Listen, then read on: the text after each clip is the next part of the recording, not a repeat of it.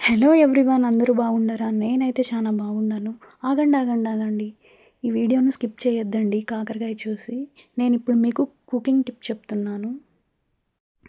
చాలామంది కాకరకాయ చేదుగా ఉంటుందని కాకరకాయ అస్సలు తినరు. అబ్బా! చేదుగా ఉందని అస్సలు దాన్ని టచ్ కూడా చేయరు.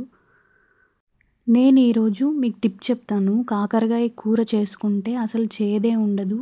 అలా చేదు రాకుండా చేసుకోవాలంటే కట్ చేసుకున్న కాకరకాయల్లో కొంచెం చింతపండు, తర్వాత కొంచెం చక్కెర వేసి బాగా ఉడకబెట్టేసేయండి. ఇలా చేసుకుంటే మనకు అస్సలు కూర చేదుగా ఉండదు. కొంచెం కూడా చేదుగా ఉండదు. ఈ టిప్‌ని ఒకసారి ట్రై చేయండి.